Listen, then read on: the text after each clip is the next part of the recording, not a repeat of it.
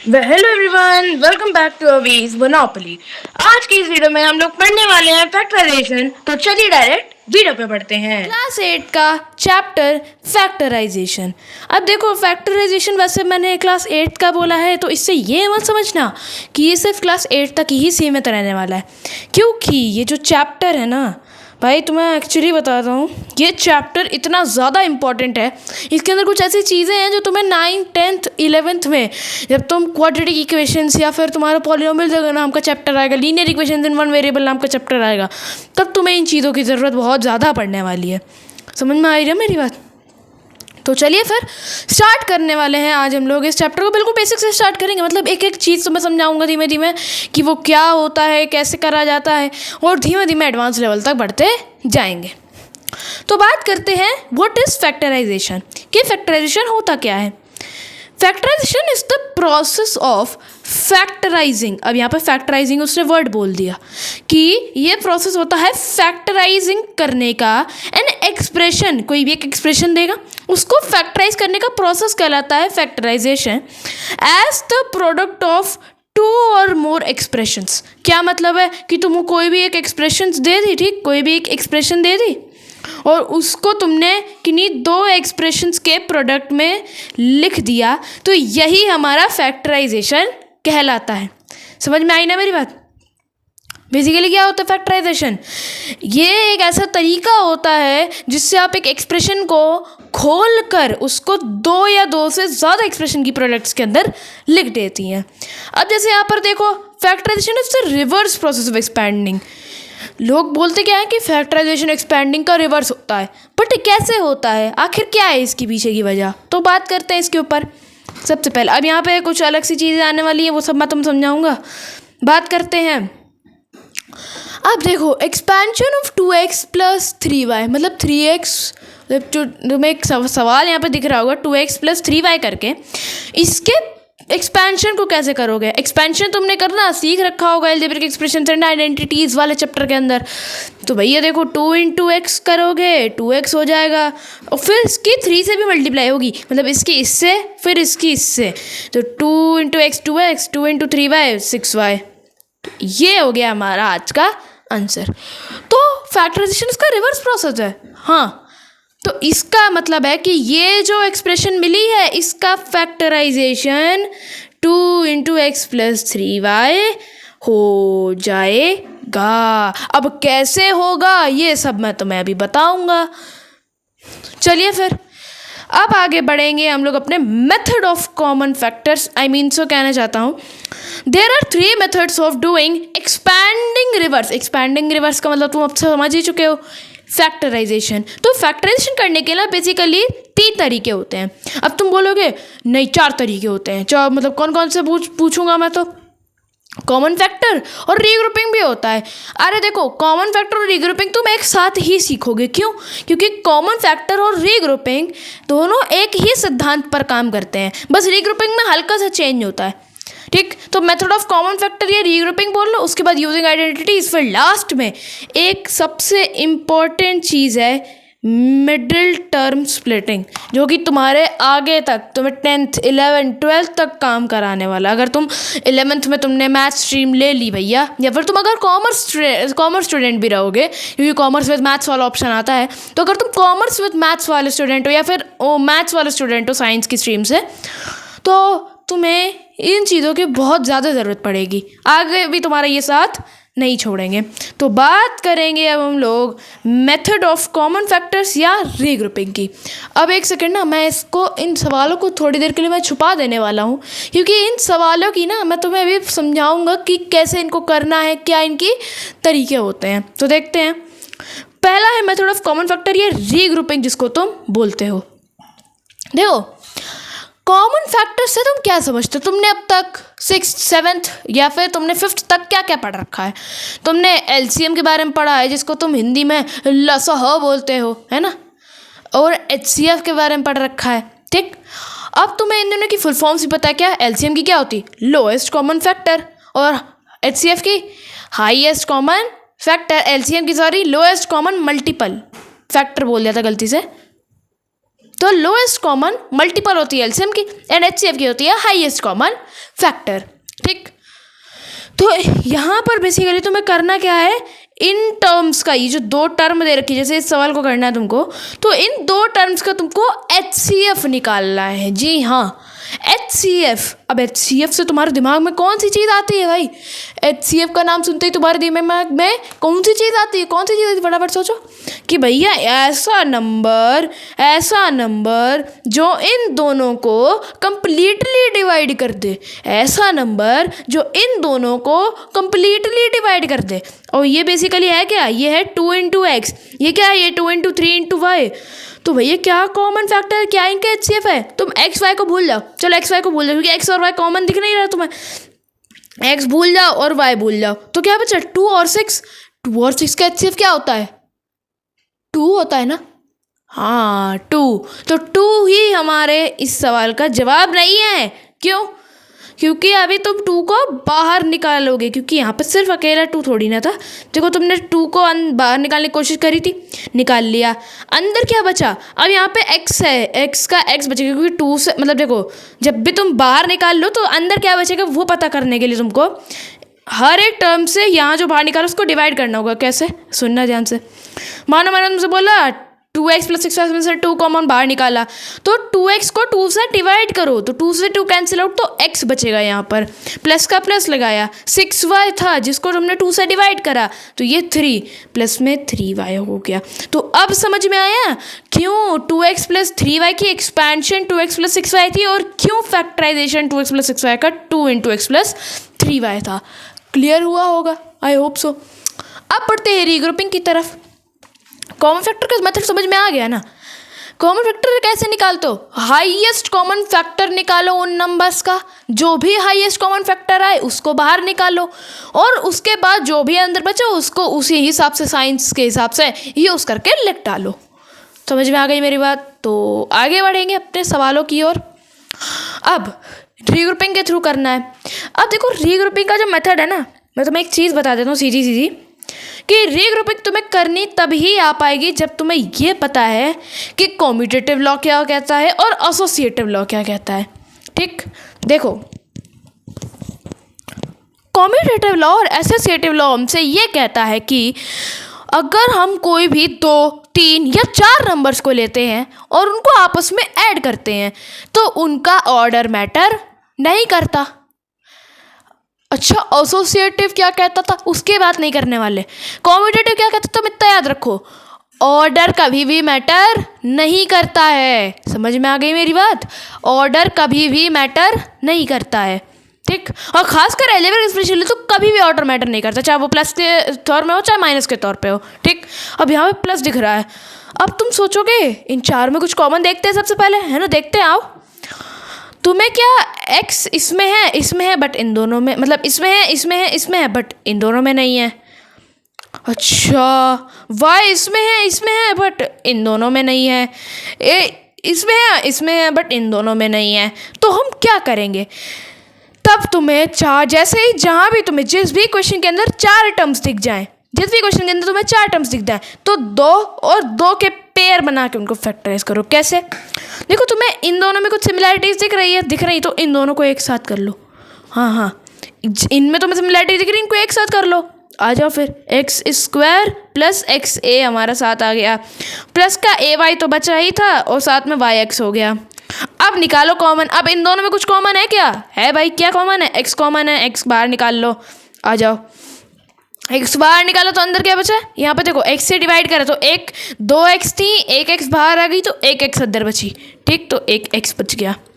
Plus का plus, यहाँ पे x इंटू ए था, 1x थी और 1a थी, x से x कैंसिल आउट हुआ तो 1a बचेगा सिर्फ। ठीक, ये हो गया। अब इधर आओ, इधर क्या कॉमन दिख रहा है? y कॉमन दिख रहा है तो y बाहर निकाला। यहाँ पे 1a था, 1y थी, y से y कैंसिल आउट तो 1a बचा। प्लस का प्लस, यहाँ 1y थी, 1x थी, y से y कैंसिल आउट, 1x बच गया। अब तुम मुझे एक बात बताओ, क्या तुम्हें इन दोनों में कुछ सिमिलैरिटीज दिख रही? ये अलग टर्म है, ये अलग टर्म है, क्या इनके अंदर कुछ कॉमन है? तो सोचो कि कुछ नहीं है। सुनो मेरी बात, मैं x की जगह 2 लेट कर लूँ, a की जगह 3 लेट कर लूँ, तो ये क्या लिखा है, ये 2+3, ये 3+2, क्या सीधा बराबर नहीं होती। मैं लिखूँ तुम्हारे सामने 2+3 तो मैं 3+2 लिख दूँ, क्या वो बराबर नहीं है? अरे बिल्कुल बराबर है, बिल्कुल बराबर है। समझ में आई ना मेरी बात? तो इसी ही तरीके से ये और ये इक्वल है, तो इसका मतलब ये भी बाहर आएगा, ये बाहर आया, तो अंदर क्या बचा है, x से x प्लस ए से x प्लस ए को डिवाइड करें, यहाँ बच गया सिर्फ x प्लस का प्लस, इससे इसको डिवाइड कर दिया तो y बच गया प्लस का, तो y। ये है हमारे सवाल का सही जवाब। अब बढ़ते हैं हम लोग अपने सवालों की ओर। मैंने वैसे तुम्हें बहुत जल्दी ही सारा कंसेप्ट क्लियर करा दिया भाई, तुमने ऑलमोस्ट पूरा सीख लिया कि तुम्हें कैसे फैक्टराइजेशन करनी है मेथड ऑफ कॉमन फैक्टर्स का यूज़ करके। तो चालू करेंगे अपने सवालों के साथ। मैंने तुमसे कह दिया भाई, एक सेकेंड ना, हाँ, तो मैंने तुमसे क्या बोला कि तुम्हें इसका फैक्टराइजेशन करना है। तो भैया देखो ना क्या कॉमन मिल रहा है, तुम्हें 2 कॉमन दिख रहा है, हाँ दिख रहा है, तो 2 बार निकालोगे, नहीं तुम्हें HCF बाहर निकालना है। सिर्फ 2 नहीं होता है कभी HCF, हो सकता है इसका 4 HCF हो। देखो 4 दिख रहा है कि नहीं दिख रहा है, 4 से 8 डिवाइड होता है, 4 से 44 डिवाइड होता है, तो 4 बाहर आएगा, क्योंकि 4 से बड़ा ऐसा कोई नंबर नहीं जो इन दोनों को डिवाइड करे, क्योंकि 8 रखोगे तो 8 से ये तो डिवाइड होगा, बट ये डिवाइड नहीं होगा, क्योंकि 8 पंजे 40 और 8 छिंग 48। ठीक, आ जाओ सवाल चालू करते हैं। 4 बाहर निकालोगे तो देखो 4 से 8a को डिवाइड करो तो 2a बचा, ठीक, माइनस का माइनस, 4 से इसको डिवाइड करो तो 11 बच गया। ये है हमारा आंसर। ये वाला देखो, ये वाला करना कोई कठिन काम है नहीं भाई।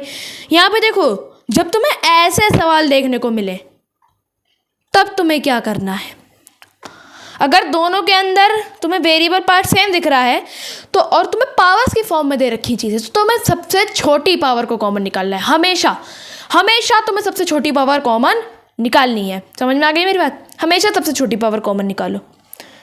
तो a की छोटी पावर 3, ठीक है जी, b की छोटी पावर 3, ठीक है जी।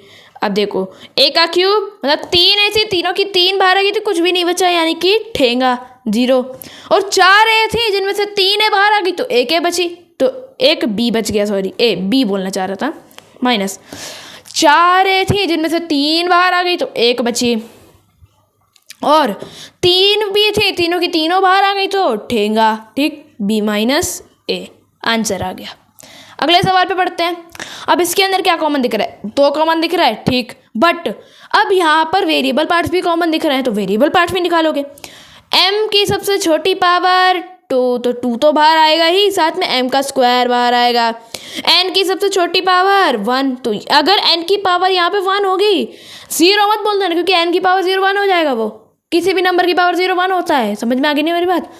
तो n की पावर 1 आ गई बाहर। अब देखो अंदर क्या बचा, m स्क्वायर, देखो 4 था, 2 से डिवाइड करा तो 2 इस वजह से चले जाएंगे तो 2 बचेंगे, ठीक, तो 2 डिवाइड हो गया। 2n थी, दोनों की दोनों बाहर आ गई, कुछ भी नहीं। 1n थी, एक की दोनों सब बाहर आ गई, तो कुछ भी नहीं बचा यहाँ पर इसके साथ, माइनस, यहाँ से 2 को डिवाइड करा 3 हो गया। 4m थी, 4 में से 2 बाहर आ गई तो 2m बची, ठीक, और 2n थी जिनमें से 1n बाहर आ गई तो 1n अंदर बची, ठीक, तो m स्क्वायर n, माइनस का माइनस, फिर से 4 बचेगा यहाँ पे डिवाइड करोगे तो। अब देखो 2m थी, 1m बाहर, 3m थी, 2m बाहर आ गई तो 1m बची, ठीक, और 3n थी तो 2n बाहर, 1n बाहर आ गई तो 2n बची, तो mn स्क्वायर। ये है हमारा आंसर। अब तुम मुझे इस सवाल का जवाब कमेंट करके बताना।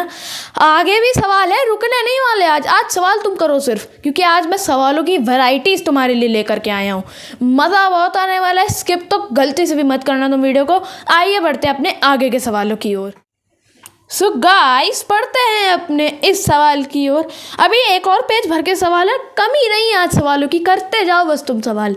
चलो इनके अंदर क्या कॉमन दिख रहा है? आप कोई ऐसा टेबल या फिर तुम सोचो इनका HCF जो इन तीनों को डिवाइड करे, HCF तो तीनों को डिवाइड करेगा ही, तो ऐसा कोई टेबल सोचो जो इन तीनों को हाईएस्ट ऐसा टेबल होना चाहिए। बट तो 12 से डिवाइड होता है, ये 12 से डिवाइड होता है, ये भी 12 से डिवाइड होता है।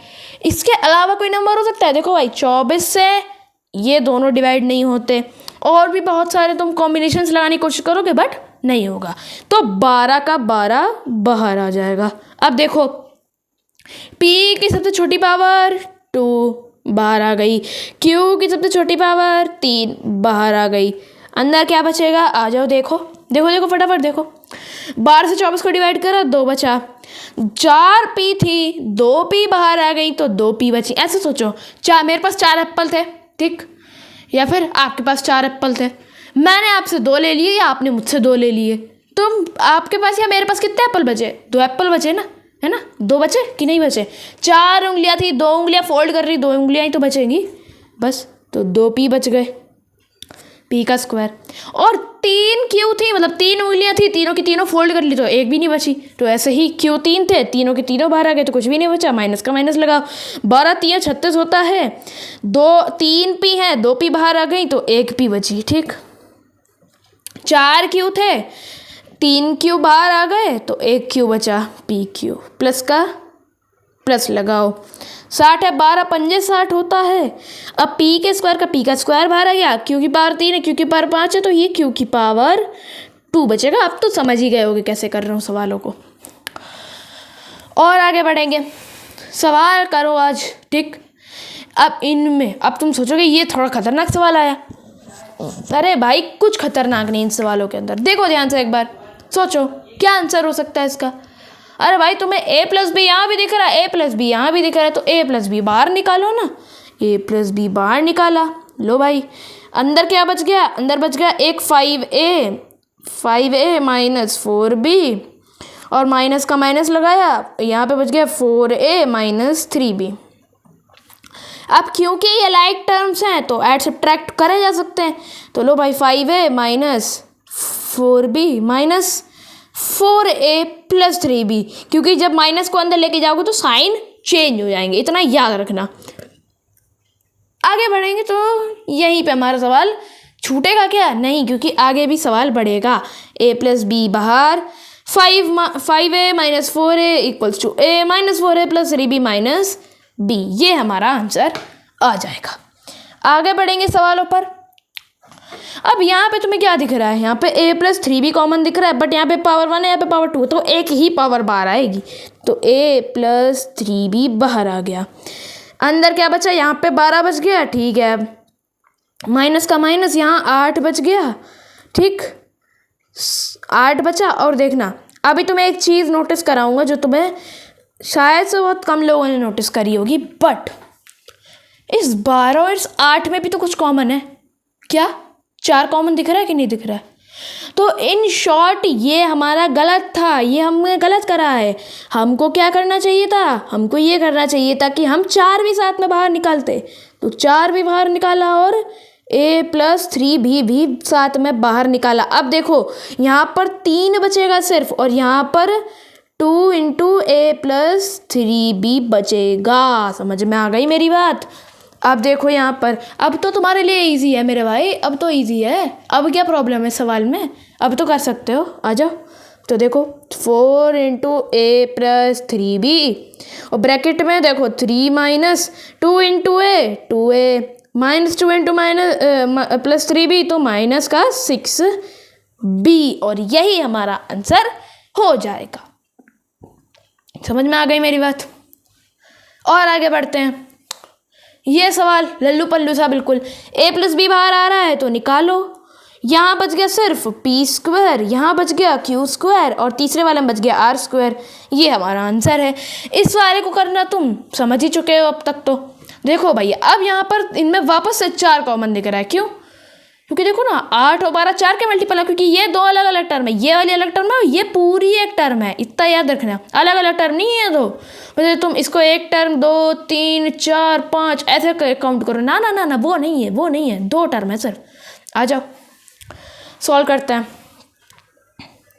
4P प्लस Q बाहर आ गया तो अंदर यहाँ बच गया सिर्फ 2 प्लस का प्लस, यहाँ पे 3 बचा और साथ में 4n माइनस m बच गया। ठीक, तो 4 into P plus Q, 2 plus 3 4 12n minus 3m। ये है हमारे सवाल का सही जवाब।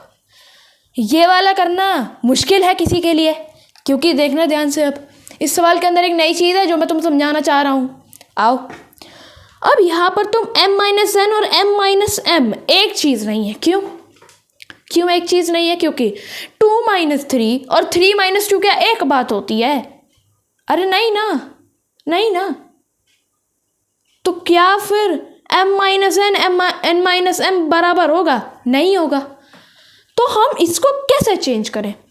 सुनना आप मेरी बात, तुम देखो 2am माइनस n को एज इट इज लिखो। तुम्हें करना क्या है, तुमने एक चीज़ सुनी होगी, जब माइनस को तुम अंदर लेके जाते हो तो साइन चेंज हो जाते हैं। तो क्या उसका रिवर्स पॉसिबल है? क्या कहने का मतलब है कि अगर मैं अंदर से माइनस बाहर ले आऊं तो अंदर वालों के साइन वापस चेंज हो जाएंगे। हाँ, क्यों? क्योंकि मैंने बोला अगर माइनस ए प्लस बी दे रखा है तो इसका मतलब बी माइनस ए को चेंज करोगे तो तुम माइनस बी और प्लस ए यानी कि ए माइनस बी ही लिख पाओगे। हाँ, साइन चेंज होंगे मेरे भाई, साइन चेंज होंगे। समझ में आ गई ना मेरी बात, कि इसको अंदर लेके जाओ बाहर लेके आओ, सेम ही चीज़ रहने वाली है, सेम ही चीज़ रहेंगी। समझ में आ गई मेरी बात? आओ, अब तुम्हें मैं बताऊंगा कि यहाँ क्या कर रहा है तुमको। तुम बेसिकली क्या करो ना, इस पूरी टर्म से देखो, बेसिकली तुम ना, मैं n का फैक्टराइजेशन करूं तो इसको मैं n इंटू, हाँ अब 1 लिख सकता हूँ, लेकिन 1 को भी मैं क्या लिख सकता हूँ, -1 और इंटू -1। क्यों? क्योंकि -1 इंटू -1 1 होता है, n इंटू 1 खत्म हो जाएगा। और m को कैसे लिखूंगा, माइनस के, वो भी माइनस के m दे रखा है, तो m और इंटू में डायरेक्टली -1 है। तो देखो एक -1 कॉमन है, एक -1 कॉमन है, तो -1 बाहर आ जाएगा। तो अगर -1 बाहर आए तो यहाँ माइनस का n बचेगा और यहाँ प्लस का m बचेगा, तो यहाँ m माइनस n बचेगा। अब यहाँ पर क्लियर हो गया चीज़ क्या? अब यहाँ पर तुम्हें उस फॉर्म में मिल गई जिस फॉर्म में तुम चाह रहे थे कि आ जाए, तो मिल गया है। अब सॉल्व कर लोगे, m minus n into 2a minus 1। ये है हमारे सवाल का सही जवाब। क्या अब तुम मुझे इस सवाल का आंसर कमेंट सेक्शन के अंदर बता सकते हो? आई होप सो तुम बता लोगे। लेकिन जिनको भी प्रॉब्लम आ रही हो, जाके मेरे को मतलब मैं कम्युनिटी पोस्ट डाल दूंगा भाई, जहाँ पे तुम अपने सारे डाउट्स कमेंट कर देना। ठीक, अगर मैं डाल सका, मतलब को टाइम मिलेगा जब भी, मैं कम्युनिटी पोस्ट डाल दूंगा। उसके अंदर तुम इस वीडियो से रिलेटेड कोई भी सवाल पूछ लेना। ठीक, कि तुम्हें इस सवाल में प्रॉब्लम आई या तुम्हें किसी और सवाल के अंदर प्रॉब्लम आई, तो तुम मुझे वो टाइम स्टैम्प के साथ, हाँ टाइम स्टैम्प के साथ कॉमेंट कर देना कि हाँ इस वीडियो के अंदर इस टाइम स्टैम्प पर मेरे को प्रॉब्लम आई, या तो तुम डायरेक्टली वीडियो के नीचे ही कॉमेंट कर देना। समझ ना गई मेरी बात? एक चीज़ मैं तुम्हें बता देना चाहता हूँ, यहाँ पे तुम माइनस का 8 बाहर मत निकालना। क्यों? क्योंकि तुम अगर यहाँ पे सिर्फ 8 बाहर निकालोगे तो यहाँ माइनस बचेगा, जिससे अंदर के साइन चेंज हो जाएंगे और तब जाके तुम्हारा सही आंसर आ पाएगा। समझ में आई ना मेरी बात? आई होप सो क्लियर हो गया होगा। अब बढ़ते हैं हम लोग। एक काम करता हूँ, मैं डायरेक्टली ही अब पेज फोल्ड करने वाला हूँ। बढ़ो भैया, सीधे सवाल करते जाओ। अब रीग्रुपिंग वाले सवाल आ गए। करो।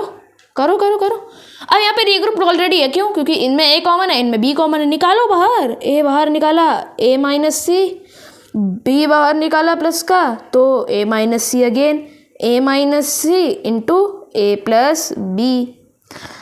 आई होप सो तुम्हें ये चीज़ बिल्कुल क्रिस्टल क्लियर हुई गवा होगा। ठीक, चलिए आगे बढ़ेंगे इस सवाल पर। ये सवाल में भी रीग्रुपिंग मिल रखी है तुम्हें ऑलरेडी। मिली है एक्चुअली। मैंने तुम्हारा सबसे बड़ा प्रॉब्लम जो यही है, क्या मैं अगर तुमसे बोलूं कि भैया इसमें रीग्रुपिंग मिली, तुम बोलोगे हाँ मिली है, फिर मैंने वापस पूछ लिया इसमें रीग्रुपिंग मिली, तुमने हाँ बोल दिया, जबकि इसमें नहीं मिल रखी है। तुम्हें सेंस ऑफ ह्यूमर का यूज़ करना है, तो कृपया कर अपने दिमाग का सही उपयोग करें, सही उपयोग, दुरुपयोग ना करें, और दुरुपयोग करने वाले लगे रहें। आगे बढ़ते हैं इस सवाल पर। रीग्रुप करोगे तो ax plus ay minus by minus bx, a common निकल रहा है, निकालो, x प्लस वाई बच गया। अब यहाँ पर तुम अगर सिर्फ b बाहर निकालोगे तो माइनस वाई माइनस एक्स बचेगा, तो इससे अच्छा माइनस b बाहर निकालो, तो ये प्लस का y बचेगा, ये प्लस का x बचेगा। अब तुम्हें यहाँ पर दिख रहा होगा कि a माइनस बी और इंटू एक्स प्लस वाई हमारा आंसर आ जाएगा। ये वाला कराने की मेरे को ज़रूरत है नहीं, तो करा करके तो मुझे कमेंट में बता देना। आगे बढ़ेंगे अगले सवाल पर। ये वाला सवाल कर सकते हो कि नहीं कर सकते हो? बिल्कुल कर सकते हैं, तो चालू करो।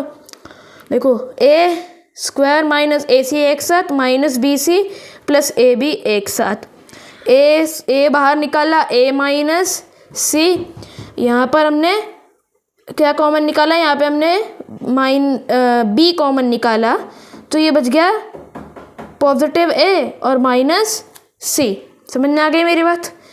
अब देखना यहाँ पर ए प्लस बी और इंटू ए माइनस सी हमारा आंसर आ जाएगा। सॉरी फॉर द इनकन्वीनियंस, कुछ इशू हो गया था हल्का सा कैमरे के अंदर, वापस से उसको रिजॉल्व करके आ चुके हैं।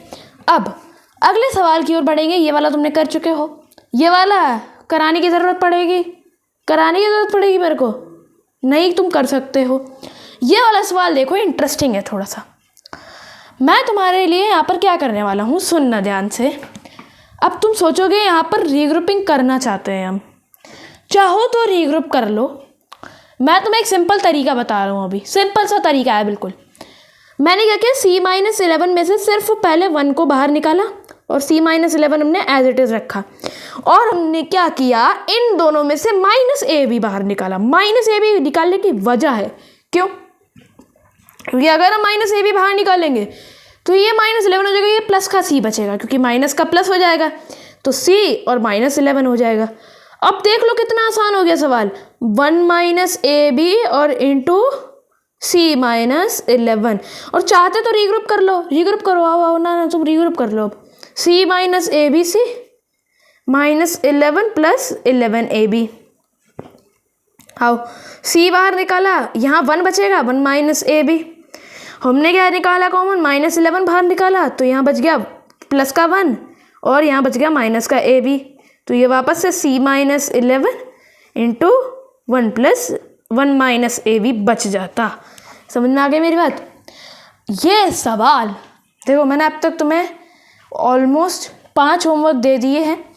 एक काम और करो, एक छोटा सा काम, इस सवाल को और तुम सॉल्व करके बताओ मेरे को। ये वाला सवाल मैं करवा रहा हूँ, ठीक है? आ जाओ, चालू करते हैं। ए बी स्क्वायर प्लस में ए बी और माइनस का बी माइनस 1 दे रखा है। अब तुम क्या कर सकते हो, इन दोनों में तुम्हें क्या कॉमन मिला, इन दोनों में तुम्हें क्या कॉमन मिला, ए बी कॉमन मिला, तो ए बी बाहर निकाला, यहाँ पे b बचा, प्लस का 1 बचा। यहाँ पर b प्लस 1 लाने के लिए मैं माइनस बाहर निकालना पड़ेगा, माइनस का 1, तो यहाँ बच गया प्लस का b, यहाँ बच गया प्लस का 1, तो देखो b प्लस 1 और into A B minus 1। Done है मेरे भाई? आई होप सो तुम्हें ये चीज़ बिल्कुल क्रिस्टल क्लियर हो गई होगी। हम लोगों ने ऑलमोस्ट 3 पेजेस सवाल, मतलब 2 पेजेस सवाल सॉल्व करे हैं, और अलग से 3 क्वेश्चंस थे ही।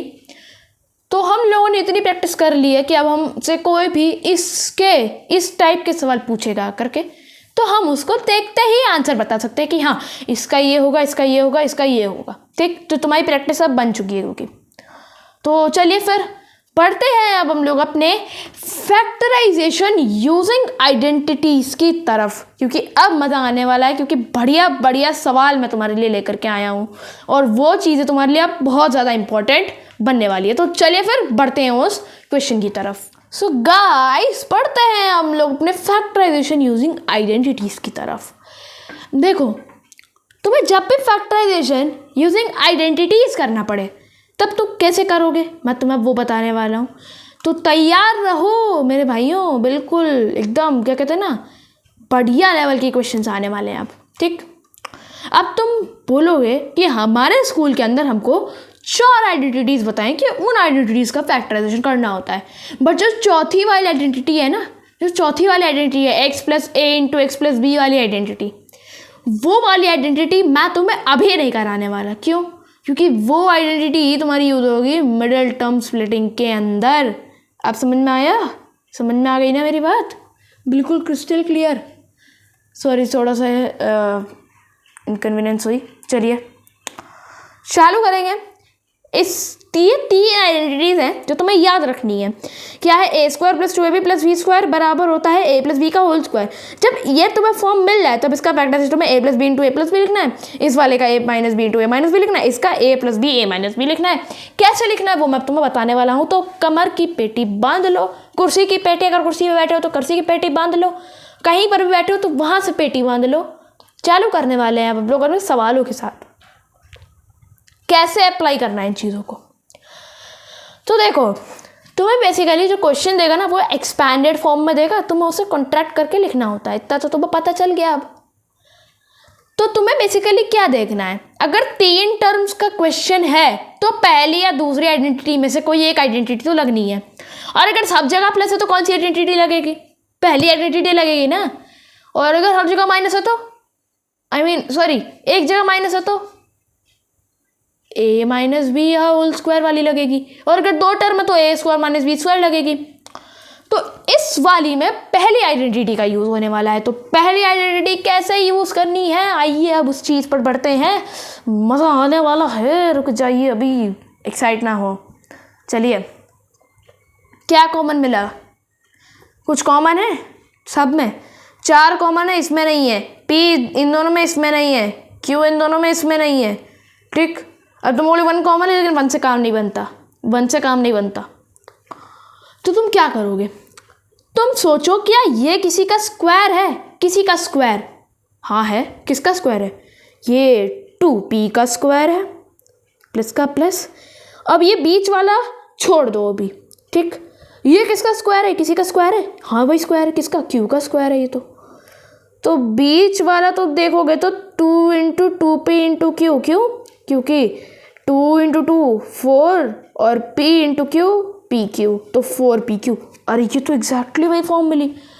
और ये कौन सी फॉर्म मिली? a का स्क्वायर प्लस 2 इंटू ए इंटू बी और प्लस का b स्क्वायर। हाँ, तो ये हो गया 2p प्लस क्यू का होल स्क्वायर। तो इसका फैक्टराइजेशन जैसा कि मैंने तुम्हें बताया 2p plus Q into 2p plus Q. समझ में आया? मज़ा फिर आया?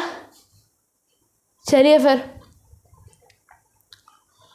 आगे बढ़ेंगे और ये वाला सवाल देखेंगे। अब ये वाला सवाल तुम जानता ही हो कैसे करते हैं। बस एक करेक्शन कर लेना इसमें कि ये 6 है भैया, नहीं तो कुछ लोगों को हमारा 6 0 लगता है। तो थोड़ा सा देख के चलें। मेरी राइटिंग तो माशाल्लाह बिल्कुल एकदम ना, तो थोड़ा संभाल लेना अगर कहीं पे राइटिंग मिस्टेक हो तो। और ये भी भैया आ रहा है, पता चले तुम ओ पढ़ने लोगो फैक्टराइज, तो वो नहीं, फैक्टराइज है ये। राइटिंग बोल तो रहे माशाल्लाह बिल्कुल। तो देख, थोड़ा सा देख के, हैं देख, ये किसी का स्क्वायर है, बिल्कुल है। किसका? 3a का स्क्वायर है ये तो, जी हाँ। ये पता नहीं अभी हमें ये किसका स्क्वायर है? 11b का स्क्वायर दिख रहा है, जी हाँ दिख रहा है। तो ये क्या है? ये 2 इंटू 3a और इंटू 11b है। कैसे देखो ना, 2 3 6, 6 इंटू 11 66, माइनस का माइनस लगेगा, a into B A B. बिल्कुल ये एग्जैक्ट क्वेश्चन है। तो यहाँ पर a माइनस बी का होल स्क्वायर लगेगा, तो 3a माइनस 11 का होल स्क्वायर, जिसको तुम लिखते हो 3a minus 11 into 3a plus 11। ये है हमारे इस सवाल का आंसर। और अगर तुम्हें लगता है कि तुम इस सवाल का आंसर दे सकते हो तो आइए फिर बढ़ेंगे इस सवाल की ओर। अब ये वाला सवाल भी थोड़ा सा अच्छे लेवल का है, करेंगे, समझेंगे। वो कैसे करना है वो भी बता रहा हूँ। ये किसका स्क्वायर है? किसी का स्क्वायर है, किसी का भी स्क्वायर है। ये किसी का भी स्क्वायर है, 64। हाँ, 8 का स्क्वायर है तो 8x का स्क्वायर लिखोगे, माइनस का माइनस, ये 9b का स्क्वायर है तो 9b लिख दिया। ये 8 है भैया, ऐसे। तो ये a square minus B square है तो a प्लस बी एक बार करा, फिर एक बार ए से माइनस करा बी को, ये हमारा आंसर है। इसी ही बेस पर है सारे सवाल। ये मैं तुम्हें इतने सारे सवाल कराऊंगा ना अभी। यहाँ पर ये देखो, ये सवाल दिख रहे हैं तुमको इतने सारे, ये सारे सवाल इन्हीं सिद्धांतों पर सॉल्व होने वाले हैं। मुझे तो नहीं लगता भाई कि अब मेरे को इनमें तुम्हें एक भी सवाल करने की ज़रूरत है, क्योंकि सारे बहुत ईजी सवाल है भाई। क्या कराऊंगा मैं तुम्हें इन सवालों को करा के। चलो फिर ये वाला सवाल तुम खुद करके बताना मेरे को, ये वाला सवाल खुद करके बताना, ईजी है। ये वाला करवा देता हूँ चलो, क्योंकि ये डिवाइड देख के तुम लोग डर जाते हो बार बार, तो डरना छोड़ो, कॉन्सेप्चुअल क्लैरिटी लाओ। ये किसका स्क्वायर? 5a का स्क्वायर। ये पता नहीं।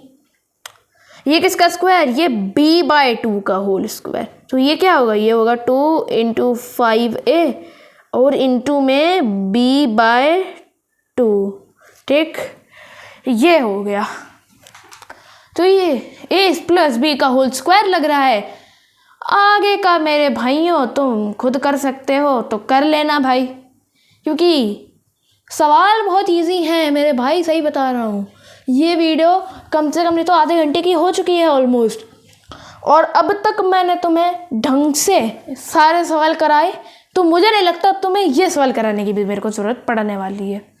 बस हाँ, कराएंगे अभी हम लोग और सवाल करेंगे धीमे धीमे। चलिए फिर एक सवाल मैं ये वाला कराता हूँ, तुमको समझ में आ जाए, ताकि तुमसे क्या कह रहा है बेसिकली कि 8a का स्क्वायर है -24ab है प्लस 18b का स्क्वायर है। तुम्हें इसको फैक्टराइज करना है। ये किसी का स्क्वायर है? नहीं। ये किसी का स्क्वायर है? नहीं। अब ये क्या हो गया? तो मैं तुम्हें बताऊँ ना, बेसिकली ये जो सवाल है इसको तुम अभी स्किप करो, इसको तुम अभी स्किप करो। क्यों? क्योंकि ये सवाल मिडिल टर्म स्प्लिटिंग से सॉल्व हो सकता है। ये सवाल मिडिल टर्म स्प्लिटिंग से सॉल्व हो सकता है। ठीक है, तो अभी तुम इन सवालों को छोड़ दो कुछ टाइम के लिए। ये सवाल मैं तुम्हें मिडिल टर्म स्प्लिटिंग जब सिखाऊंगा तब तुम्हें करवाऊंगा। ठीक, चलिए फिर ये सवाल है अब इजी। कैसे? देखो, इन दोनों में कुछ कॉमन है। पहले ये देखना है कि कॉमन दिख रहा है कि नहीं। कॉमन दिख रहा है, बिल्कुल दिख रहा है। क्यों? a + b दिख रहा है और c + d कॉमन दिख रहा है ना। बट क्यूब कॉमन नहीं निकाल सकते, क्योंकि किसी में इसकी पावर 3 किसी में इसकी पावर 3 है। तो देखो, तुम a + b और c + d को बाहर निकाल लो सीधे सीधे। क्या बचेगा? a + b का होल स्क्वायर और -c + d का होल स्क्वायर। क्योंकि देखो, इसमें से अगर a + b और c + d बाहर निकाला तो 3 पावर थी, 1 पावर बाहर है तो 2 पावर बची। ठीक, तो ये इसका स्क्वायर बच गया और c + d पूरा ही बाहर आ गया, तो यहाँ कुछ नहीं बचेगा। और जब हमने c + d बाहर निकाला इसमें से, तो 3 पावर थी, 1 पावर बाहर निकली, 2 पावर बची, और साथ में ये तो मेरे पास कुछ बचा ही नहीं, तो ख़त्म हो गया। अब देखो, ये a² - b² लग रहा है जी, बिल्कुल। तो आओ फिर करो, a + b × c + d bracket. इसको a + b × a - b लिख सकते हो। तो देखो जी, a और प्लस b, फिर क्या करोगे? a - b × a - b। अब देखो, a + b × c + d। अब इसके अंदर कुछ करेक्शंस बाकी हैं। क्या करेक्शंस बाकी हैं? क्योंकि देखो, a + b तो बाहर आ जाएगा, ये c + d के बाहर प्लस है तो ये एज इट इज़ बाहर आएगा। बट यहाँ पर देखो, a + b आएगा, बट ये माइनस लगा है तो माइनस के साथ साइन चेंज होंगे। और ये हमारे इस सवाल का फाइनल आंसर है। तो आई होप सो तुमको समझ में आया होगा कि तुम्हें किस तरीके से अप्रोचेस लगानी है सवाल में। ये वाला सवाल कराने की ज़रूरत पड़ सकती है क्या मुझे? अब क्या मुझे ये कराने की ज़रूरत पड़ेगी? करवा देता हूँ चलो, क्योंकि मैंने अब तक 2 सवाल छोड़ दिए थे तुम्हारे लिए। सवाल सॉल्व करते हैं। देखो, ये क्या लिखोगे? इसको p का स्क्वायर लिखोगे। इसको क्या लिखोगे? इसको q + r के स्क्वायर का होल स्क्वायर लिखोगे, है ना। ठीक है, तो ये a का स्क्वायर - b का स्क्वायर लग रहा है, तो ये हो जाएगा a + b × a - b इतना ही छोड़ दो तो भी काम चल जाएगा, और इसके आगे बढ़ा सको जैसे भी तुम वो वैसे कर लेना। मैं तो यहीं तक छुड़वा रहा हूँ तुम्हारा ये सवाल, क्योंकि इतना भी लिख दोगे तो भी तुम्हें नंबर मिल ही जाएंगे एटलीस्ट। ठीक, तो फिर चलिए और आगे के सवालों की ओर बढ़ते हैं। ठीक, और भी अच्छे अच्छे सवाल लेके आए हो तुम्हारे लिए, तो वो करके ज़रूर जाना, स्किप एक भी मत करना। ठीक, तो चलिए फिर बढ़ते हैं अपने अगले सवाल की ओर। अब गाइस तुमसे ये 2 सवाल मैंने सॉल्व करने को बोले हैं, अब तुम ये सवाल कैसे सॉल्व करोगे? तो जिसको भी ये सवाल सॉल्व करने में दिक्कत आए वो मुझे अभी देखो ध्यान से, यहाँ ए है भैया, मैं तुमसे दोबारा बोल दे रहा हूँ, राइटिंग का थोड़े राइटिंग के लिए मुझे माफ़ करें, क्षमा चाहता हूँ उसके लिए, बट अगर समझ में आए ना तो एक लाइक ज़रूर कर देना, बस इतनी सी मेरी तुमसे रिक्वेस्ट है। ठीक, आओ अब तुम सोचोगे ये कैसा एक्सप्रेशन दे दिया, बट तुम इमेजिन करो इसको ए इसको बी, तो ये ए का स्क्वायर है और ये 2 इंटू ये ए दे रखा है और ये वाला बी का स्क्वायर है, तो साथ में बी दे रखा है। हाँ, तो क्या इसी तरीके से सॉल्व होना है? हाँ, क्या यही करना था? हाँ, तो चालू करो चालू करो चालू करो। तो इसको तुम कैसे लिखोगे? 2a प्लस 3b, और प्लस था क्योंकि, तो प्लस a माइनस बी का होल स्क्वायर। अब सुनना, यहाँ पर ऐसा ही नहीं कर देना, इसके आगे भी सॉल्व होगा कैसे? 2a plus a 3a, 3b minus b 2b का होल स्क्वायर, तो लिख दोगे 3a minus 2b into 3a minus 2b, और ये हमारा आंसर है। क्या मुझे ये कराने की ज़रूरत पड़ेगी अब? क्या इतने बुरे दिन देखने पड़ेंगे मेरे को? नहीं भाई, नहीं भाई, इसको तुम रीग्रुप करके कर सकते हो। ठीक, बस तुम्हें इसको पहले लाना है, फिर उस जैसे मैंने ये क्वेश्चन के अप्रोच से सॉल्व करा है वैसे ही तुम्हें ये वाला क्वेश्चन भी कर लेना है। तो अब हमारा फाइनली स्टार्ट होने वाला है मिडिल टर्म स्प्लिटिंग। कैसे करते हैं समझाऊंगा, बस थोड़ा सा वक्त चाहिए मेरे को, सिर्फ तुमसे थोड़ा सा वक्त, क्योंकि मैं तुम्हें ऐसे कॉन्सेप्ट क्लियर कराऊंगा ना कि तुम जिंदगी भर याद रखोगे। मिडिल टर्म स्प्लिटिंग तुम्हें करनी कैसे है मैं तुम्हें वो सिखाने वाला हूँ। वैसे मैं जानता हूँ ये वीडियो थोड़ी ज़्यादा ही शॉर्ट बन गई है ना, बट तुम कहोगे कि सर लॉन्ग बनी, हमारी कटाक्ष भाषा है ये। देखो बहुत ज़्यादा शॉर्ट बन गई है ना वीडियो, तो मैं जल्दी जल्दी सवाल सॉल्व कराऊंगा। ठीक, ताकि आपका वक्त बर्बाद ना हो। ठीक है, चलिए फिर आगे बढ़ेंगे। फैक्टराइज करना है तुम्हें, इसको कैसे करोगे? तुम्हें पहले कुछ कॉमन दिख रहा ना? क्या आइडेंटिटी लगा सकते हो? नहीं, क्योंकि ये ए का स्क्वायर बट ये किसी का स्क्वायर नहीं होता। तो फिर तुम्हें क्या करना होगा? वहां तुम लगाओगे मिडिल टर्म स्प्लिटिंग। तो चले फिर आगे बढ़ते हैं। तुम्हें बेसिकली प्रोडक्ट चाहिए होगा बीच वाला, ये जो नंबर है प्लस का 6, और सम कितना चाहिए होगा तुम्हें? प्लस का 8। सॉरी, रिवर्स कर दिया मैंने, ये सम है, ये प्रोडक्ट है, वो सम है। ठीक है, माफ़ी चाहेंगे तुमसे, ये सम है, ये प्रोडक्ट है। तो तुम्हें सम प्लस का 6 चाहिए और प्रोडक्ट प्लस का 8 चाहिए। ठीक है, तो कैसे करना है? ऐसे 2 नंबर सोचो जिनका सम प्लस 6 है, प्रोडक्ट प्लस का 8 है। कौन से 2 नंबर होते हैं? वो प्लस का 4 और प्लस का 2 होते हैं, है ना, क्योंकि 4 दूनी 8 और 4 प्लस 2 6। तो तुम्हें अब क्या करना है ना, इसको इनके टर्म्स में लिख देना है। कैसे? देखो, ए का स्क्वायर प्लस इसको 4a और प्लस 2a प्लस 8 लिख दिया हमने। अब यहाँ पे कॉमन फैक्टर मिल रहे हैं क्या? 2 के पेयर बना के मिल रहे हैं भाई। तो a निकाला बाहर तो a प्लस 4 बचा, यहाँ 2 बाहर निकाला प्लस का तो ये बचा a प्लस 4। ठीक, a प्लस 4 बाहर आ गया तो बचा a प्लस 2। ऐसे सॉल्व करते हैं इन सवालों को। आप समझ में आया? समझ में आया? नहीं समझ में आया तो इस सवाल को देखो, अभी ये सवाल करते समझ में आ जाएगा तुमको। जैसे ही तुम ये वाला सवाल करोगे तुम्हें सारी चीज़ें आप समझ में आने लग जाएंगी। ठीक है, तो चलिए फिर अब बढ़ते हैं हम लोग इस सवाल की तरफ। इस सवाल से मैं तुम्हें जो मैंने पीछे करा था ये अच्छे से समझ में आ जाएगा। देखो, तुम्हें सम क्या चाहिए? 4, प्रोडक्ट क्या चाहिए 3, है ना।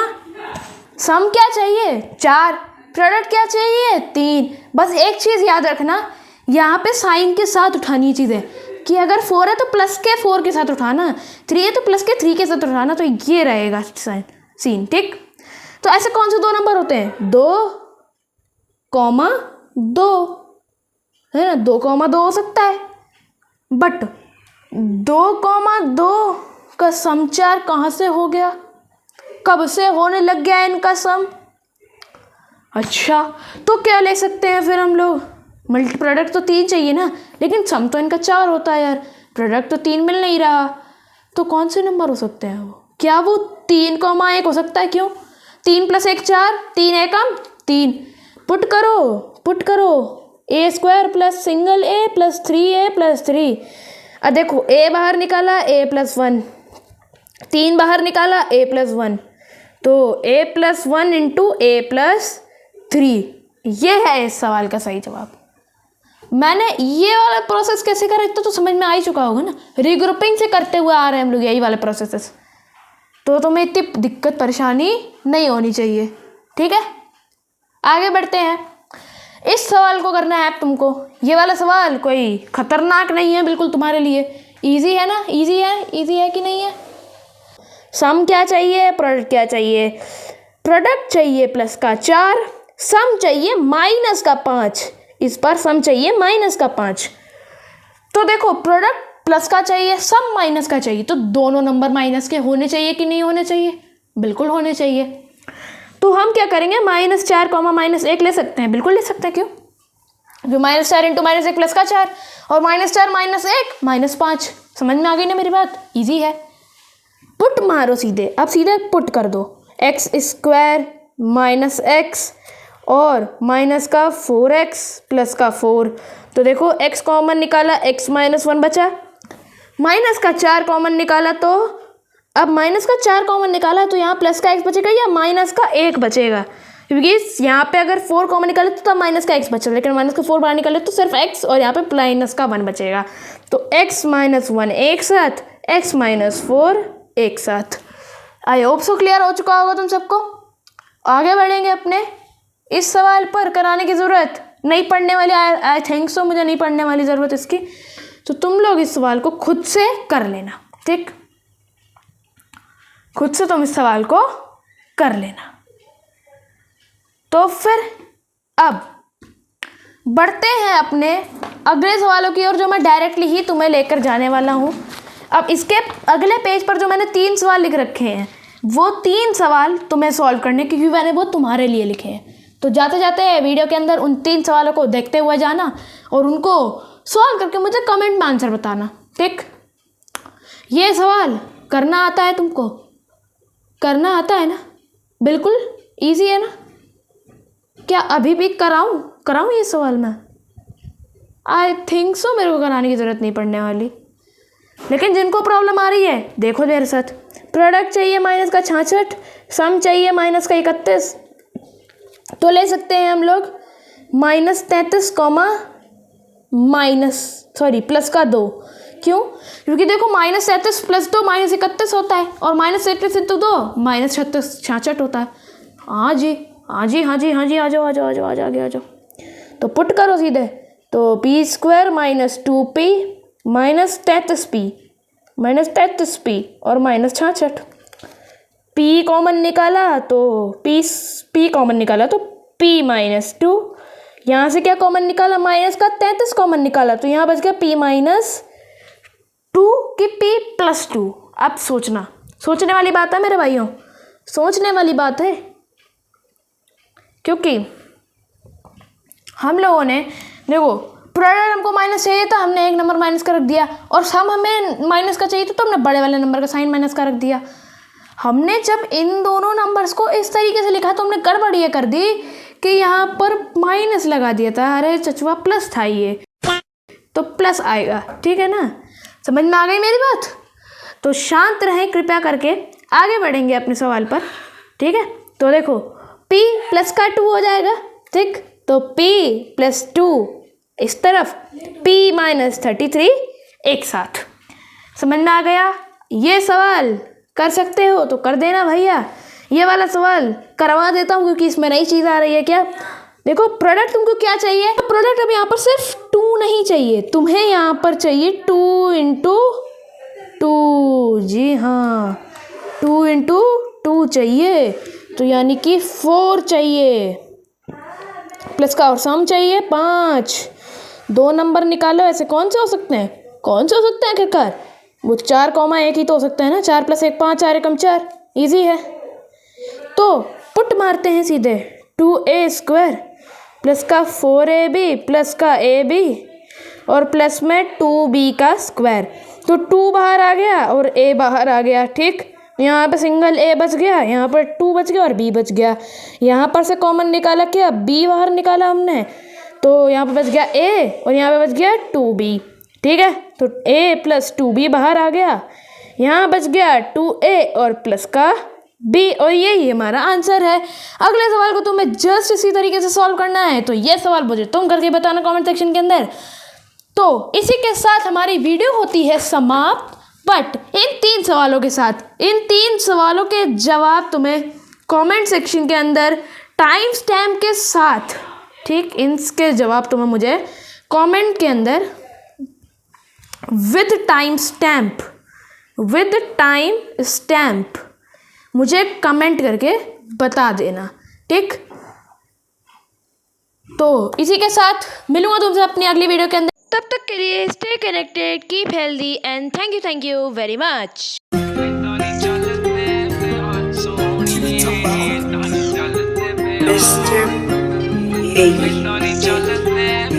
C'est le Kiki Moteleva, les Ava, puissance absolue.